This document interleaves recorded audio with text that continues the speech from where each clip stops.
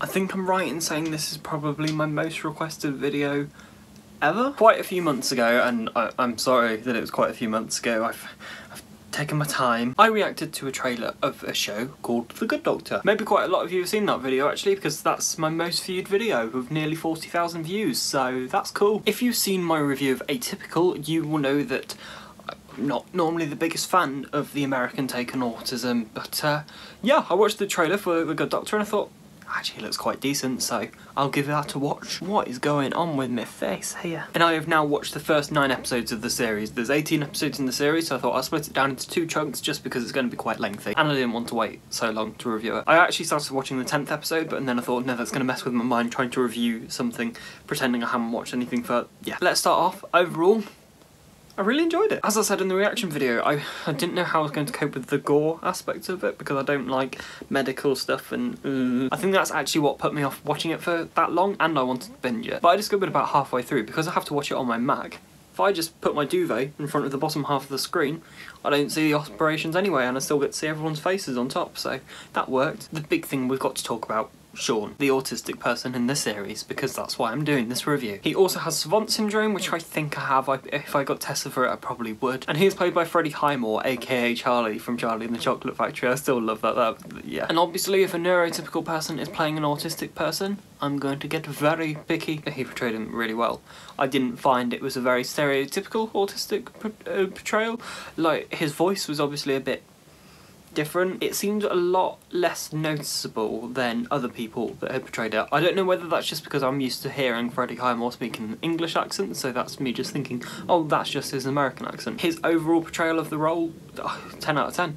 I think he's done it perfectly. And how they're representing autism in the series as a whole, I'm happy with it. It doesn't feel like it's being shoved down your throat, but at the same time they're putting in that little bit of knowledge every episode. What I like about this series is it's just everyone around Sean. It's just getting to know Sean.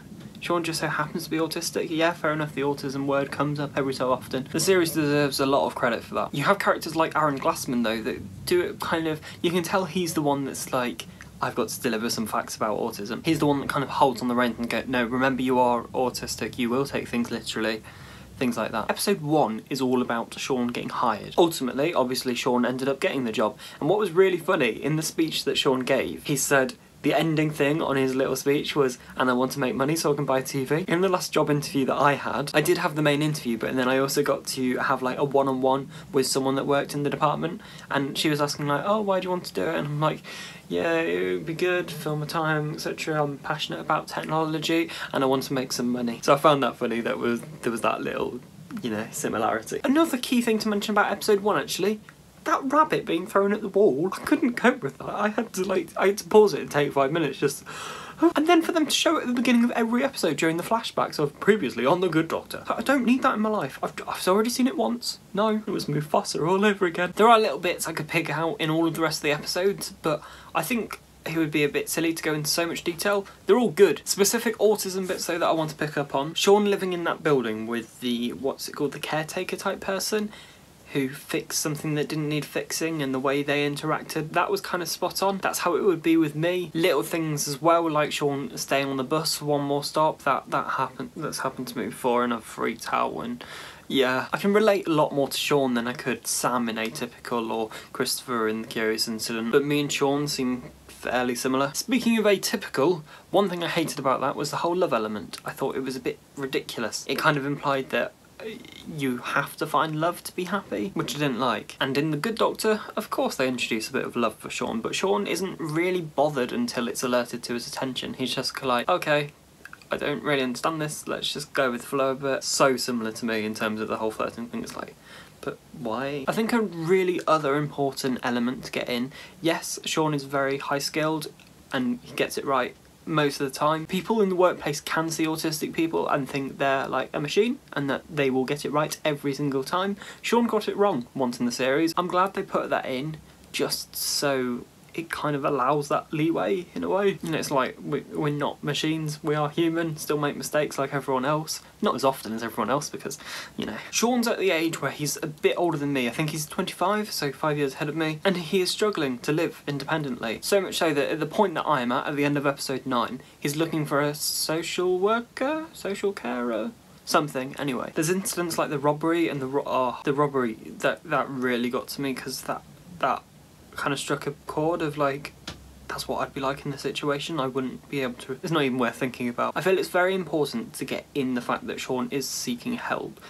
you know, willingly or not, just because it allows people to realise that your problems don't just end as soon as childhood finishes, that these problems do actually continue into adulthood. So good on them as a show for doing that. I feel Atypical was a show that used autism as a gimmick to just kind of make the character a bit of an arsehole, completely honestly. Sean isn't an arsehole. Some of his actions can be a bit blunt and they can give people the bit of the wrong impression, which is something that happens all the time, but it wasn't just 100% arsehole. I don't know how you all feel about this, but as the series goes on, I feel that autism is being mentioned less and less, and it's more just turning into Sean's lifestyle, which is how it is in, you know, in all our lives. Yeah, fair enough, the word autism flies about now and again, but mostly it just comes down to a personal thing, which I feel this show has done very well. Going forward, obviously, it will be really exciting to see what happens in the second half of the series. So it's going to be about another month and a half or so until the next review, because I want to see the second half of the series. And I'll also go into it all in a bit more detail, because I've kind of just glanced over in this one. I'll talk more about the show as a show in the whole, because I've not really mentioned all the other characters, because they've got some great other storylines going on. But overall, I'm really happy with the situations, the episodes, like Sean dealing with the autistic person. I really like that one. I loved how the parents just assumed that all autistic people were like their son, and then they were proven wrong because Sean was completely different. I really like that. I've gone into nowhere near as much detail as I could have done because I wanted to keep it relatively short. Of course, let me know in the comments your thoughts. We've got plenty to be discussing about it. No spoilers, please, beyond episode 10. Thank you very much for watching. Bye.